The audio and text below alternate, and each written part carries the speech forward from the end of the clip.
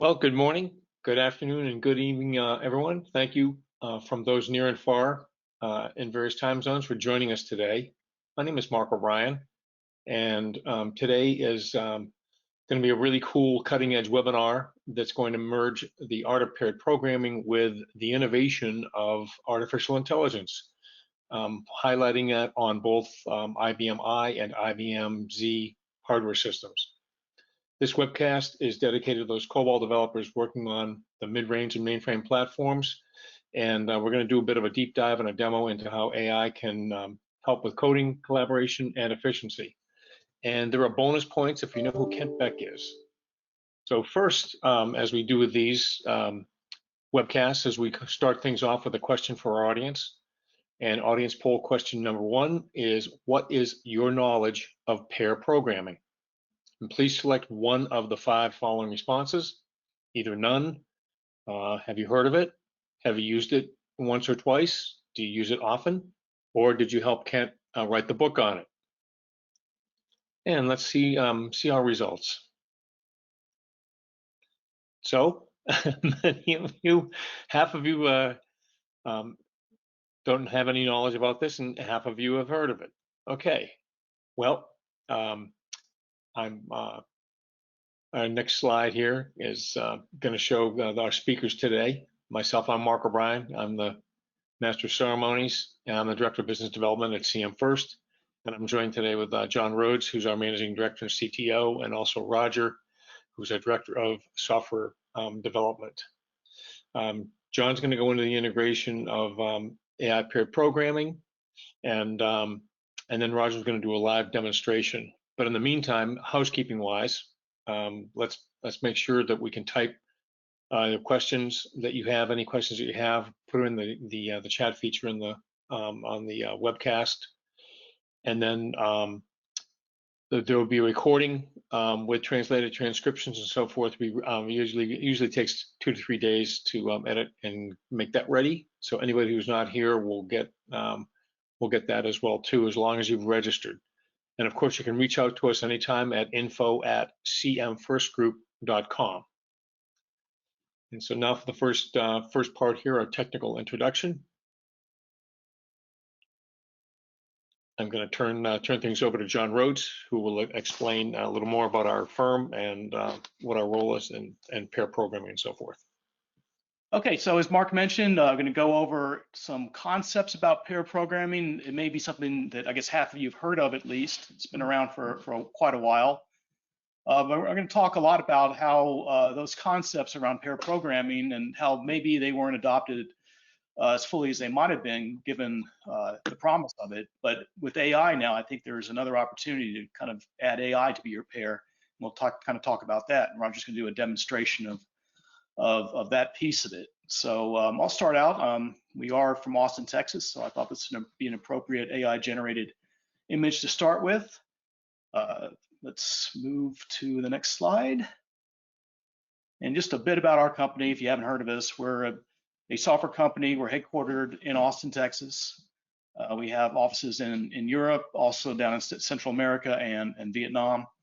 And we're really focused on providing tooling and services for IBM I and IBM Z developers. A lot of it, still in COBOL on those platforms, and helping folks move and transform and keep those applications relevant to modern day.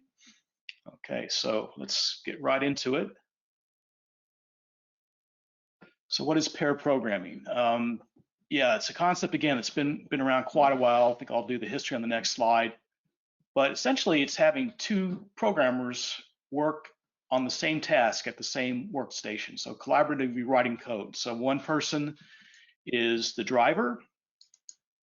So the person that has their hands on the keyboard and the mouse, and they're actually writing in the code. And the other person is called the navigator, and he's reviewing the code. He or she is reviewing the code as it's typed, thinking about the big picture and other things. And sometimes you switch from one to the other.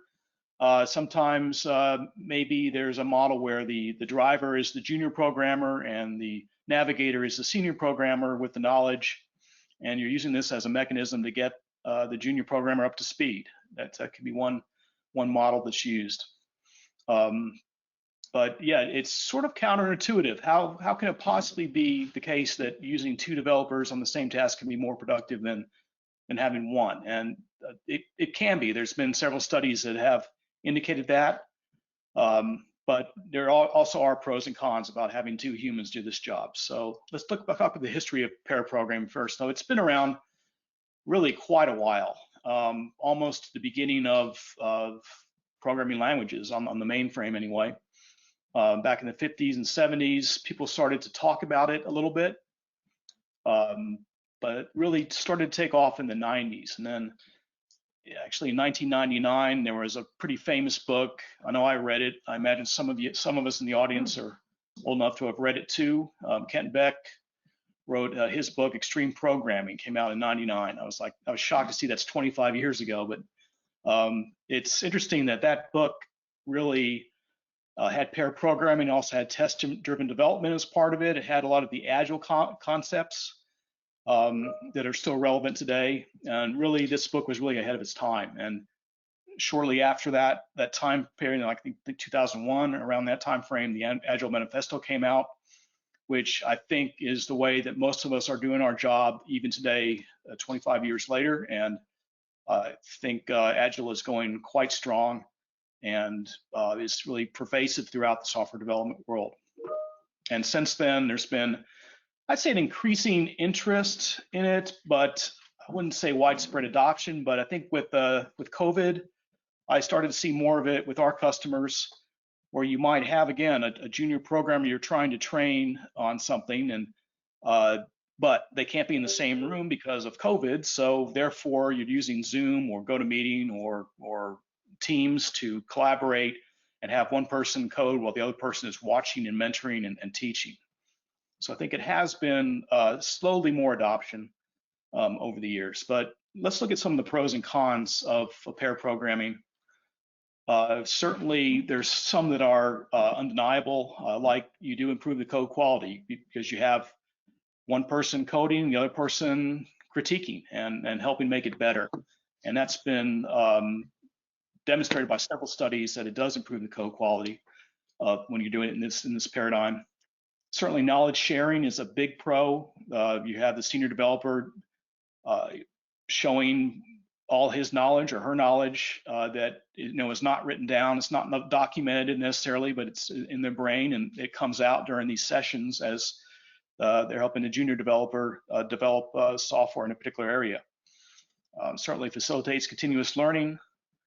It can be an area of increased focus and productivity. If you got someone you're working with and someone's depending on you, some people use that as a mechanism to work more productively and faster because you got someone else depending on you, and you can't just slack off and do your own thing. And then you don't have to worry about code reviews because you are doing the code reviews as part of this exercise. So a lot of really good things are possible with pair programming. We use it off and on at our company. But certainly don't do it as a practice. I'm not aware of many organizations that use this as a full-time development practice, but I think off and on it is used out there in the industry. I think the reason it's not used more often is there are a number of cons. Okay, the potential for distraction. So, I mean, there's the obvious one. You come in, maybe you're both Texas Longhorn fans, and you're going to talk about, the game that happened over the weekend and what your plans are for tailgating the following weekend. And, that can get off in a direction that saps away from the job at hand. Another key thing is maybe you don't get along with the person you're assigned to. And that's maybe more often the case with software developers. I don't know, but we're known to have our own personality quirks and idiosyncrasies, if you will. So sometimes I think personality clashes can get in the way of working very closely with somebody else. Maybe it's better that you don't work so closely with a person you don't get along with. Scheduling challenges are always there. Some people like to work maybe late morning to evening, and some people like to get up and start up 7 a.m. and bright and early. And if you're not on the same wavelength there, maybe there's some problems around that. Of course, the perception of increased costs having two people doing the same job is something management often doesn't look kindly upon, right? And then the potential for groupthink, that you're not really challenging the other person, you're just kind of going along and have the same thoughts, or don't really have the deep discussion and deep insight that two people can bring to an interesting problem. So I think as a result, it's not a commonly adopted approach. Okay, but let's talk about maybe a solution for that.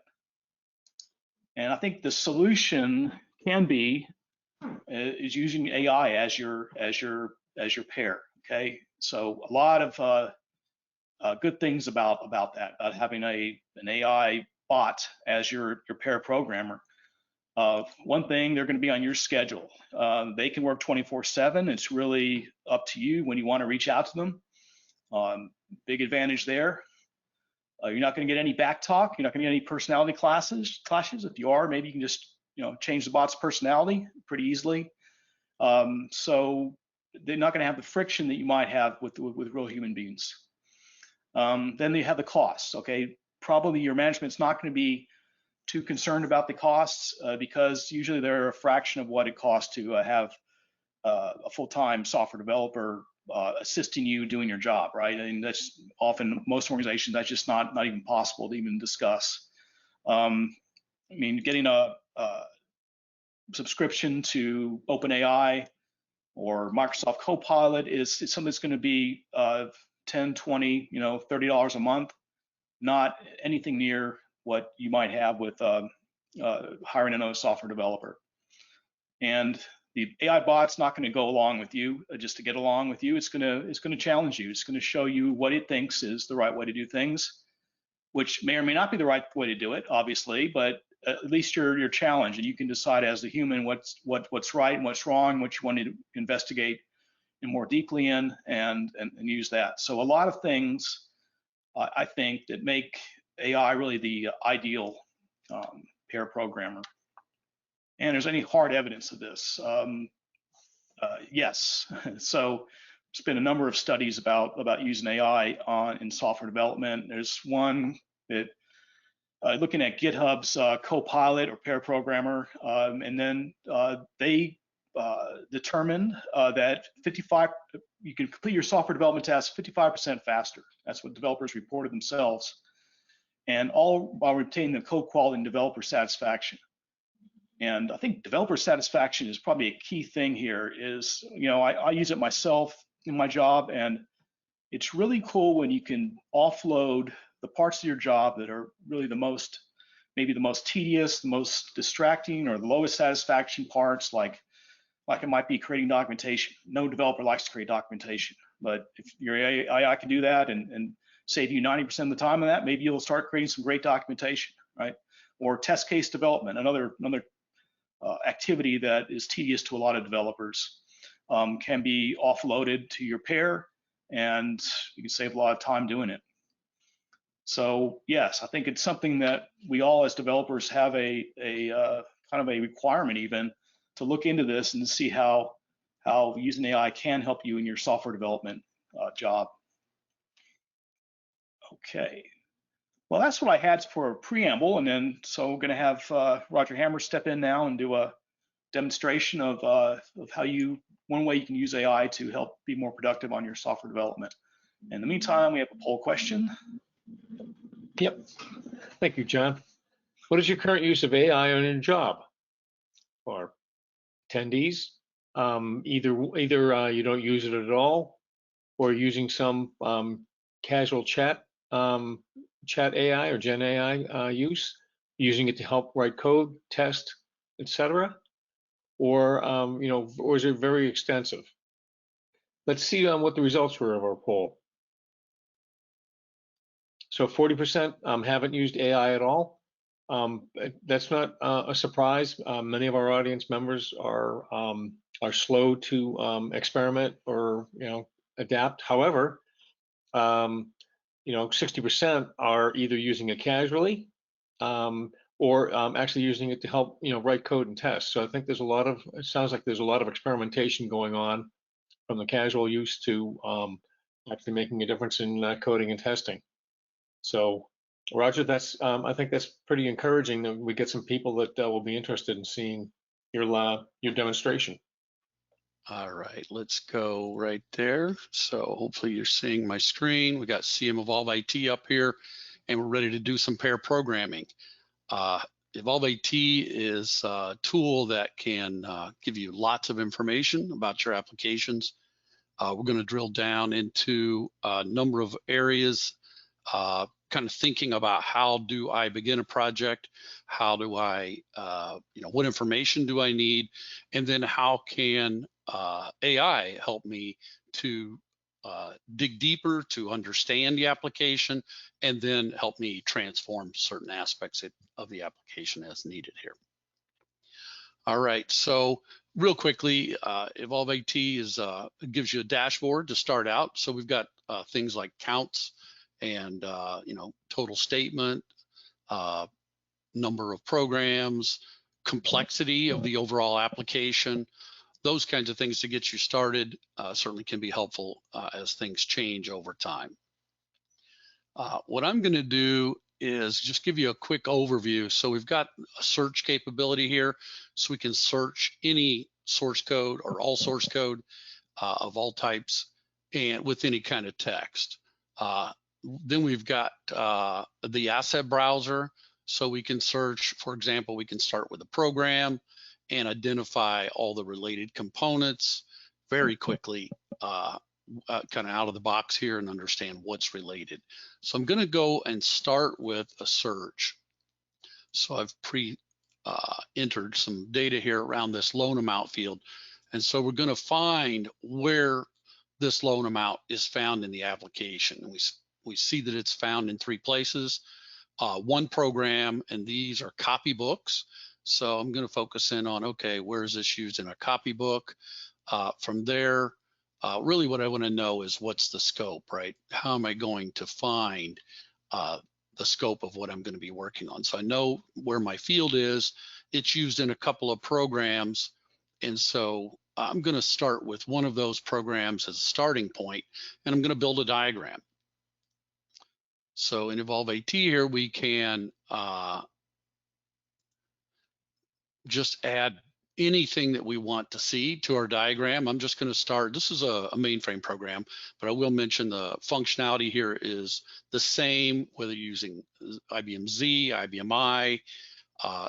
Most of you, or many of you, may be using CA2E code generator or CA Plex code generator. All of those capabilities are built into Evolve IT to handle your system. And now we've got, let's just add, in this case, the batch job. I like to work top down, so I'm going to change to a vertical view. And then I'm going to expand to see, what else is here, right? So I've got a number of programs involved. I will mention, that because I have this ability, I can focus in on only those areas that I want. So there's several IO programs that are involved. I'm going to skip over those right now and not include them. We'll come back to those as needed. But I'm going to add the other programs here, and then we will begin to see this diagram take shape. Okay, from here, I can, again, kind of work down a path, find out and understand what else is involved in my path, my call tree, you may call it. All right, so let's add those in. Now we've got a diagram that's starting to take shape. Let's look at one more level here. And now we've got a couple of IO programs. So we'll add those in. And then from there, we can actually see, okay, let's see what files are being accessed. Okay, let's do that for both. I can build all this at once, but I'll get a much bigger diagram with all the functionality. So I'm just focusing in on some individual functionality here through this call chain down to the actual external files. So now that I see kind of that context, I have the ability to save. For example, I can save this diagram. Let's just say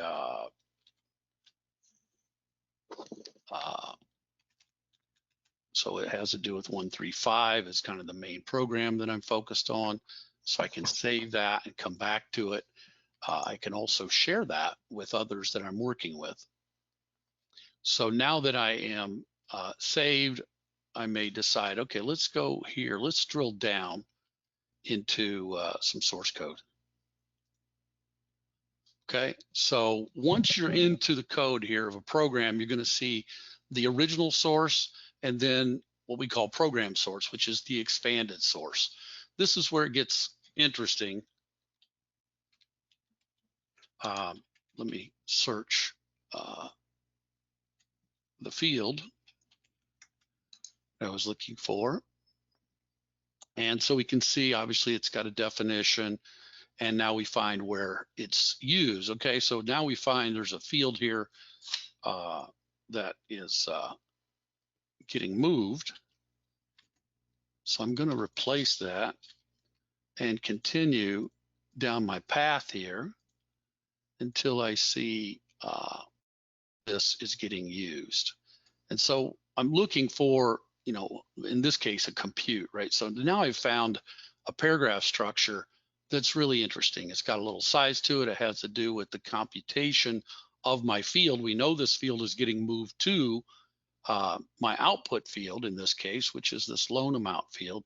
And so what I'm going to do here is include the paragraph in my selection. Okay, and then, you know, my pair programmer comes into, excuse me, into reselect that.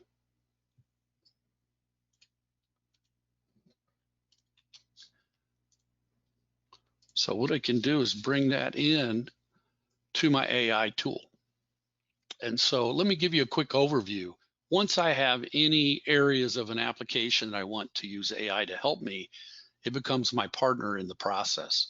And so I can do some things that would normally take me much longer. I'm going to just walk through some of the options. I can ask the AI to just explain this source to me. I'm going to choose the COBOL option here. So I'm going to request that explanation. And so it's going to generate some text describing kind of step-by-step what's happening throughout this source code. So I get more of an English description with those fields defined, what are the decisions being made, and what is the sequence that's happening within this code. Okay. From there, I may decide, you know, what I'd really like to know is give me an understanding slightly differently. What are the business rules within this particular source code? Now that can be helpful in a number of ways. One, to give me a better understanding of how this source code is built, but also if you need to talk to a business analyst or somebody that's in the business to help them understand more about this source code, a set of business rules are going to be much easier for them and for you to explain than, you know, some source code listings. So now we've got a condition action list here. Again, English descriptions with the all the information, all the steps that are going on throughout this particular paragraph that I'm working with. Okay. All right, I'm going to hold that here for a moment and go back. Let's go up to, I've got that diagram saved. Let's go back to where we began this process. And what I'm going to do is say, you know, I'm going to make changes in this. I'd like to know what are all the copybooks. There's quite a lot of copybooks here. So I'm just going to add all those copybooks in here. Now that's a very large amount of copybooks, but what's nice is once I have it here, I can export this list. So I want to know what are my copybook list. I've got that exported now to Excel. Okay, so we've got a list of the relationships and all the copybooks listed. We've even got the two programs included, and this has some of those statistics and metrics included. So we've got a lot of information available at our fingertips with our programming pair here.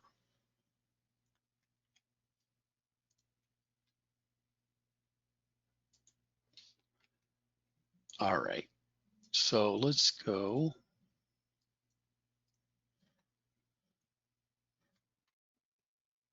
back to retrieve our diagram here.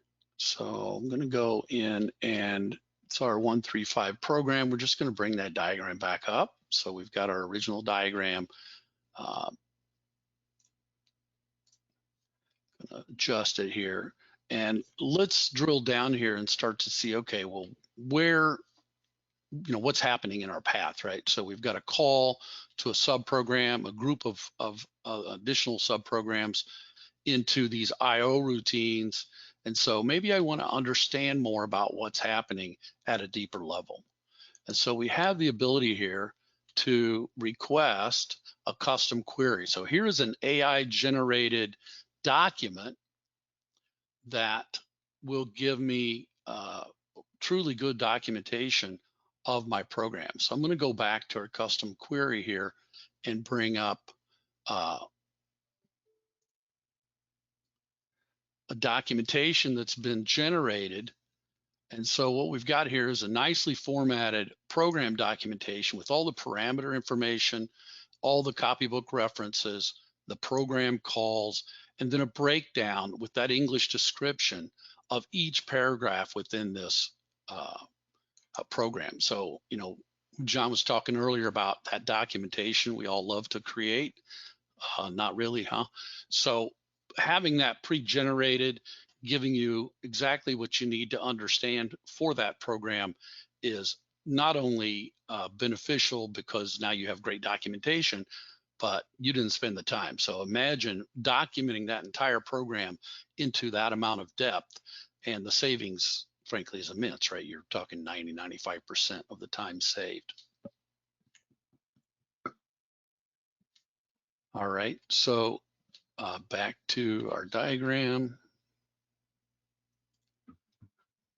And so now the other thing we can do is export. So if I want to modify this diagram, I'm going to add a new feature, and I'm going to add a new program.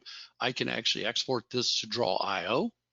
And so I have the ability to save that and open that diagram into Draw.io. You may or may not be familiar, but basically it's a web application that anybody can use to basically build diagrams and modify diagrams. And so we have that capability built in here to give you just what you need in terms of editing and updating this information.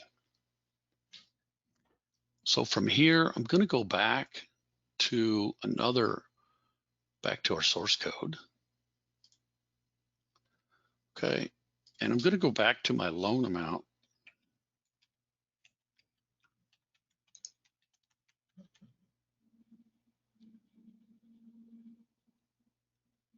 I'm going to type it right there. And okay, so now what we found is the data structure. So this is our data structure related to the loan amount field. And I'm going to utilize this and use a unique feature here. So from here, what I can do is actually convert that format. Maybe I need to build an API, and I'd like to have a JSON structure of this data structure so I can more easily share that information with somebody who's writing Java. And so now I'm going to generate this same information into a quick format, so I don't have to retype it, I don't have to rebuild it, and it's going to give me that JSON output that I need. And I'm just going to copy and paste that and send that along. So if I want to actually take that a step further, and I'm going to convert my code, maybe we've decided to change a whole part of my application into Java.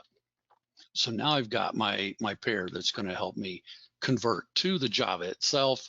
And so now I'm going to actually get the Java source code directly from the COBOL. And actually, I'm going to go back and grab my paragraph, and that might be more interesting, but this will give us a definition either way. So we can get the actual definition in Java. And so again, a huge amount of time saved, great information. I'm going to want to review that just to make sure it's all 100% correct. But again, a very large time savings as we go through the process.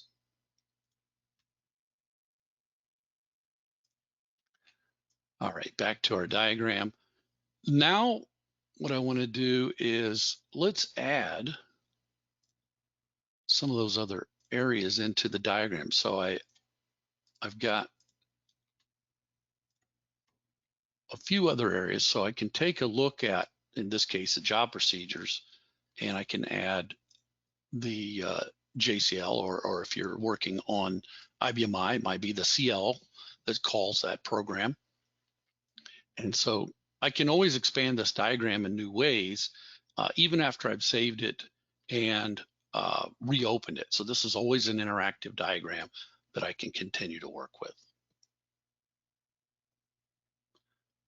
The other thing about these diagrams, maybe to go back here, and let's go ahead and begin a new diagram.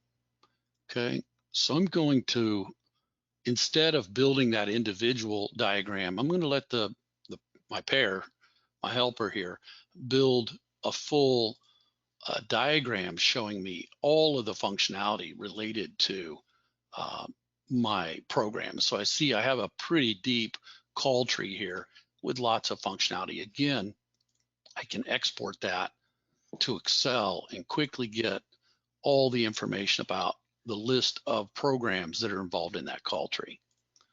Of course, I can save it. And when I look at a program list, right, I also get that information such as metrics. So I've got difficulty, volume, all those kinds of information that helps me understand exactly what is going on within this program, including kind of the size and scale of each program.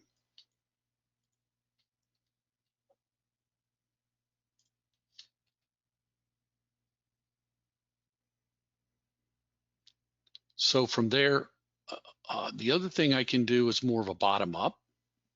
So you may not know the name of a field in your case. You may decide that you have a file that you're going to be focused on. And so, let's focus in on a particular file that we're going to do some work on, right? So in this case, one program. So let's build that call graph. And again, we can begin to add the information about how that program is called.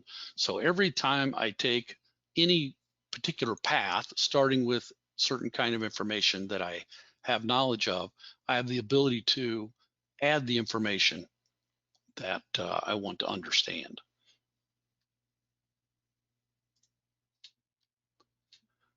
All right, so the kind of back to our original diagram.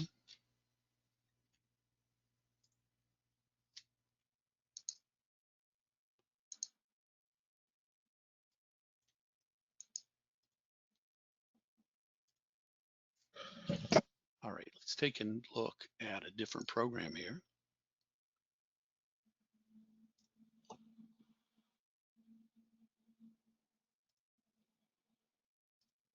And let's expand. Let's go ahead and expand all the programs that it calls. And again, we can drill down, find those, in this case, external files. And take a look, right? So it's only called, we know in this case, because it's showing me it's only called by a single program. So I don't have a need to look at anything else in this case.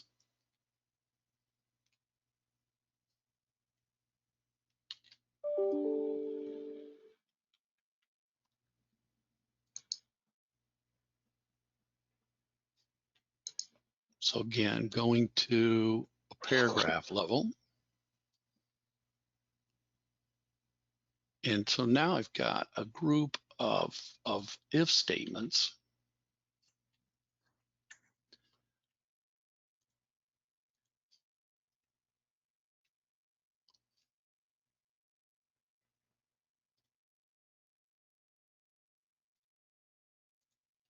Excuse me. Okay, so now I've got this multi-level if statement structure.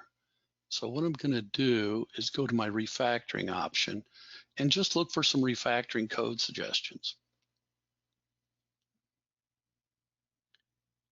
So this can be used in any area of code, just getting some improvement options that will help you to improve your code and find some improvement areas. So it's giving me a list of options here of potential code changes with the code that I have initially, with some minor changes, but some changes that could be potentially helpful.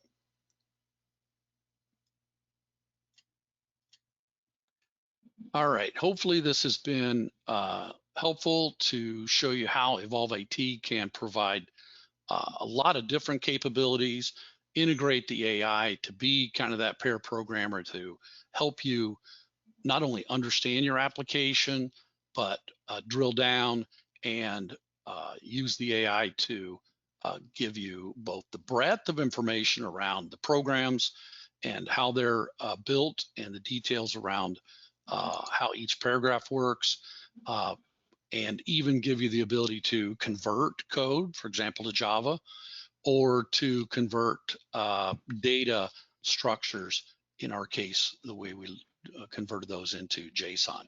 So a number of different areas. This is a continuously increasing number of available resources around AI. And of course, we're always looking for customer input. So I'll be glad to have your input for the kinds of capabilities that you would like to see. Hopefully this has been helpful, and I thank you for your time. And back to Mark. Very nice job, Roger. So let's hear from our audience members and other interested members in the community. Okay, so a few here. Okay. Which LLM or large language models are you using for your product? I guess Roger, want to handle that one? Sure. So yeah, currently we're using the OpenAI, the Microsoft AI functionality, and so that is in the Azure AI, and so we have APIs there. But this can be connected to any AI service or be set up in your environment. Okay, there's another question that's maybe related about that. How do you make sure that our code is secure? Yeah, I think it's kind of around that idea, right? So in the case of high security, we do use the Azure because it is kind of our own model, but most particularly larger customers are interested in bringing a model internal, and you may have a model that you're using internally. So that would be the approach, is to set up your own LLM internally, and there's a number of them out there that are open source that could be used. And so that would be the right approach for most security.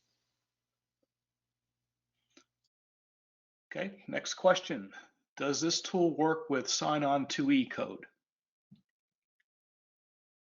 It does. It's actually got really great in-depth analysis capability, even down below the module level. So you can actually break out some of the logic and see how the path within the code works, and that can be a really big help. So yes, a very deep analysis of CA2E. Okay, can you give me some idea of the cost of this technology? Yeah, so we provide these tools based on the kind of the scale of your application rather than the number of users. So we know customers typically would like to have all the potential users using the analysis capabilities of Evolve IT. And so therefore, it's going to be scalable depending on the size of your application. And then once you're up and running, all possible users have the ability to access Evolve IT. So that's certainly something, if you want to have a conversation, hopefully you click the right button in Mint. If not, follow up with us at info@cmfirstgroup.com, and we'll be glad to talk with you about your application and how it would be, how you can make it available in your environment. That's good. I'll just follow up with that too, that I think some people have the misconception from the media that using AI can be very, very expensive to use the LLM models. And I think that is true in the case that if you're going to build your own LLM from scratch, yeah, that's something that you need millions, many millions of dollars in some cases. But to use what's already been developed is surprisingly inexpensive. Even there's open source models you can host on your own hardware, or you can, like we do, go out to Azure and provision one, and it really comes out to very little, I guess, hardly more than the cost of a normal server to use some of these models on the cloud or to host yourself inside your organization. And really, I think the cost is around the setup and the training and the fine tuning and the prompt engineering that goes into AI. A lot of that is human costs. And yeah, that can be considerable.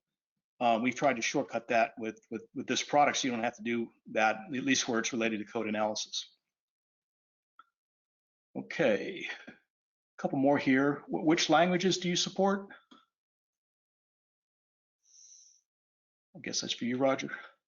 All right. So yeah, so we support, of course, we talked about the model driven. So you've got CA2E, CA Plex. You actually also handle LANSA. And we are very focused currently on COBOL. We also have some RPG capability. Okay. Super.